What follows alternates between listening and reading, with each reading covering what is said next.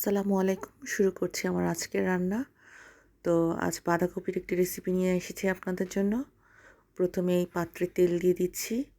তেলটা একটু গরম হলে তারপর আমি বাকি ইনগ্রিডিয়েন্টসগুলো আপনাদের বলছি ওকে। আজ আমি বাঁধাকপি, আলু দিয়ে একটা খুব চমৎকার সবজি করব, যাতে আমি সামান্য পালং শাক রাখবো। এটা খুব মজার। শাকটা আমাদের বাচ্চাদের বিভিন্নভাবে খাওয়াতে হয়। এই জন্যই এই ধরনের রেসিপিটা খুব জরুরি আর খুব মুখরোচক হয়। ছোট বাচ্চারা খুব খুশি হয়ে খেয়ে নিবে।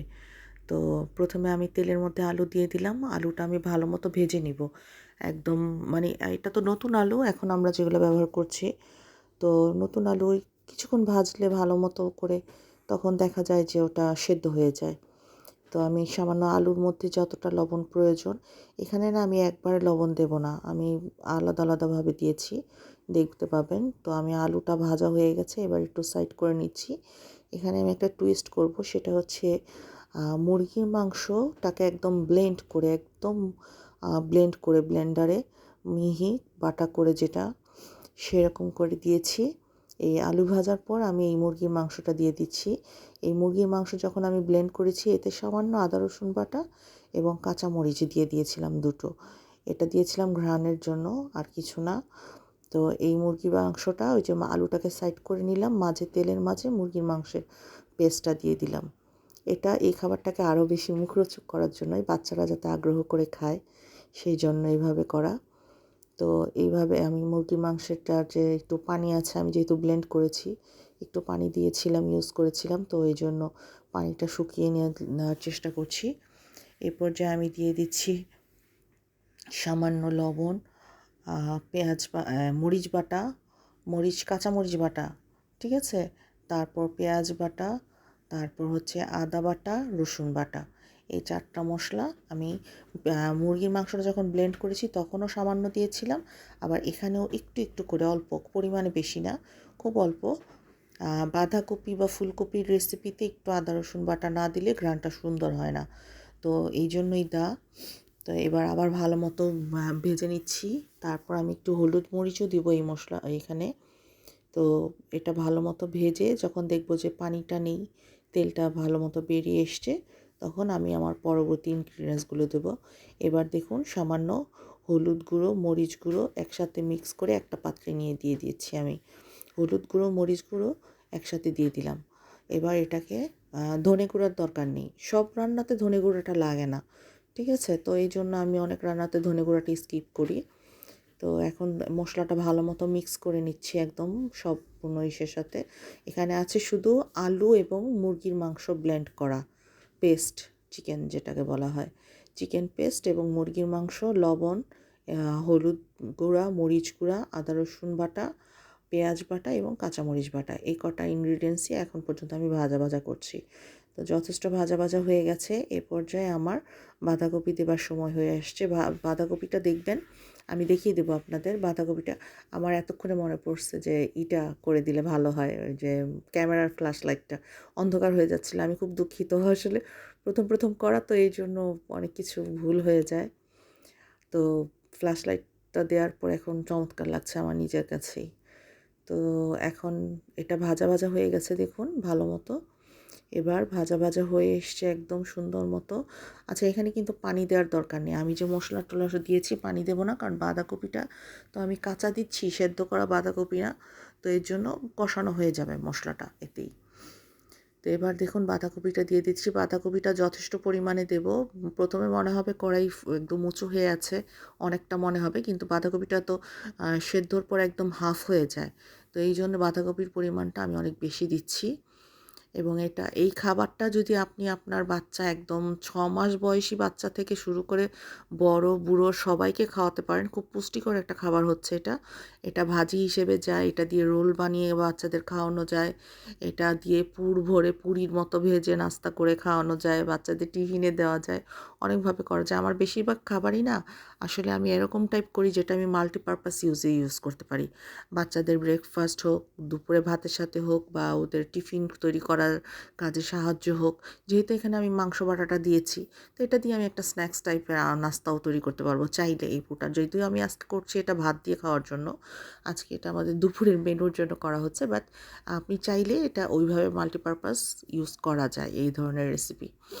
তো এখানে আমি এবার ভালো মতো বাঁধাকপিটা আস্তে আস্তে নেড়ে নেড়ে উল্টে পাল্টে দেবো, যাতে উপরেরটা নিচে, নিচেরটা উপরে গিয়ে বাঁধাকপিটা আমার সুন্দর মতো সেদ্ধ হয়ে যায়।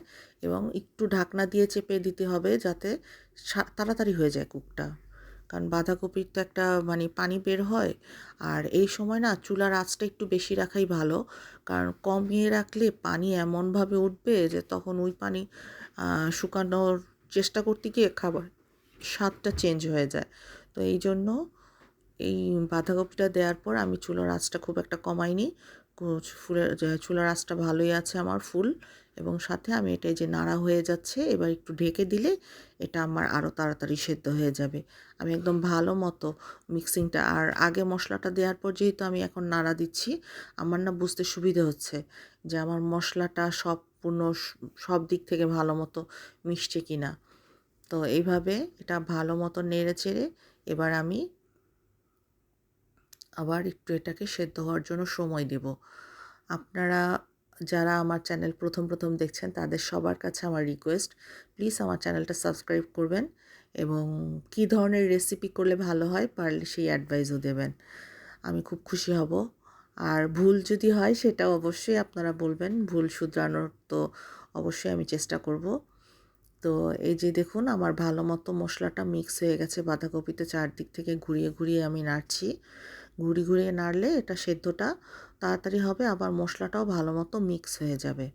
একটু আস্তে আস্তে সময় নিয়ে করতে হয় যাতে আবার মানে পড়ে না যায়, বা এক হাতে করা তো একটু সাবধানতার সাথে করতে হয়। তো এই যে আমি ভালো মতো নেড়ে টেড়ে এবার এটাকে ঢেকে দেওয়া।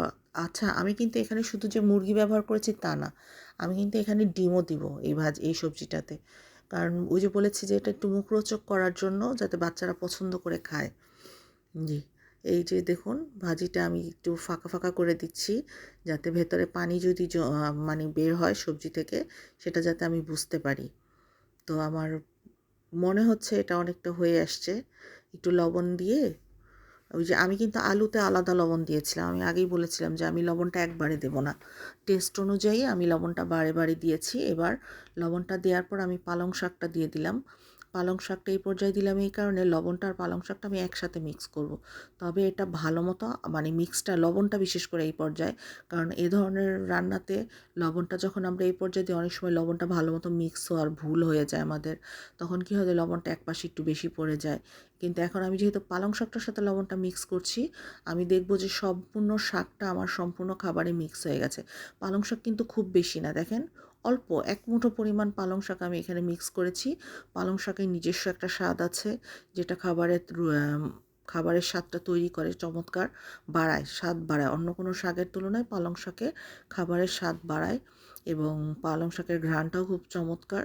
তো এই কারণে এই ধরনের রেসিপিতে আপনি এই শীতের সিজনে পালং শাকটা অল্প সময় থাকে, যদি পালং শাকটা ফ্রাইড রাইস বা পালং শাক দিয়ে এরকম বিভিন্ন ভাজিতে পালং শাক এক মুঠো করে দিয়ে দেন, প্রচুর ক্যালসিয়াম পালং শাক থেকে পাওয়া যায়। একটু ঢাকা দিয়ে দিয়েছিলাম, আবার একটু নেড়ে দিচ্ছি। পালং শাক থেকে প্রচুর ক্যালসিয়াম পাওয়া যায়, এই জন্য সব খাবারে যদি একটু পালং শাক ব্যবহার করা যায় তাহলে কিন্তু খাবার কিন্তু খেতেও মজা হয়, ঘ্রাণও সুন্দর হয় এবং পুষ্টিকর একটা খাবার তৈরি হয়ে যায়। তো আমার এখানে আমি আজকে যে কটা সবজি ইউজ করেছি আরেকবার আপনাদের বলে দিচ্ছি: আলু, ফুলকপি, পালং শাক।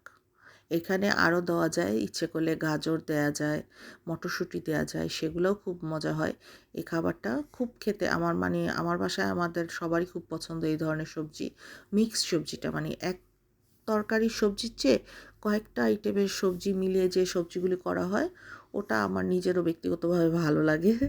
তো এই যে দুটো ডিম আমি ভেঙে দিয়ে দিচ্ছি। এই সবজিটা প্রায় আমার সেদ্ধ হয়ে এসছে, তো এই জন্য আমি ডিমটা এখন দিয়ে দিলাম। ভালো মতো মিক্স করে নিব ডিমটা একদম ভালো মতো নেড়ে সেদ্ধ, কারণ এখানে কিন্তু আমি একবারই তেল দিয়েছি, বারবার কিন্তু তেল দিতে হচ্ছে না। আর এটা কিন্তু তেলে ভাজা সবজিটাই হচ্ছে, এটা কিন্তু প্রথমেই আমি একবারে তেল দিয়েছিলাম এতটা পরিমাণ যে আমার সম্পূর্ণ রান্নাটাতে এতে হয়ে গেছে। আর ডায়েট টেস্টের জন্য ভাবলে আপনারা এখানে তেল স্কিপ করে বাটার দিয়ে করতে পারেন, ওটা আরও বেশি মুখরোচক হবে, খেতেও ভালো হবে, পুষ্টিসম্পন্ন হবে। তো ডিমটা আমার সেদ্ধ হওয়া পর্যন্ত আমি এটা নেড়ে নেড়েই ডিমটাকে সেদ্ধ করে নেব, এমনভাবে উল্টে পাল্টে দেবো যাতে নাড়াচাড়াতে আমার ডিমটা সেদ্ধ হয়ে যায়। কারণ অন্য বাঁধাকপিটা সেদ্ধ হয়ে গেছে, পালং শাক তো দিলাম কিন্তু সেদ্ধ হওয়ার পর পালং শাক গায়েব হয়ে গেছে দেখতে পাচ্ছি। পালং শাক আরেকটু পরিমাণ ইচ্ছে করলে বেশি দেওয়া যেত, আমি ইচ্ছে করেই কম দিয়েছি 1 মুঠো পরিমাণ।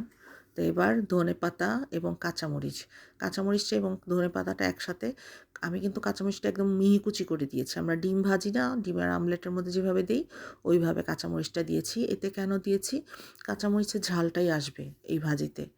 এখানে শুকনো মরিচ গুঁড়া আমি দিয়েছি, বাট বাঁধাকপি একটু পানসে টাইপের সবজি, তো এখানে আপনার একটু কাঁচামরিচের ঝাল না হলে মজা লাগে না। এই জন্য আমি কাঁচামরিচটা বড় ফালি করে না দিয়ে একদম ধনেপাতা আর কাঁচামরিচ দুটো একসাথে মিক্স করে কুচি করে দিয়েছি।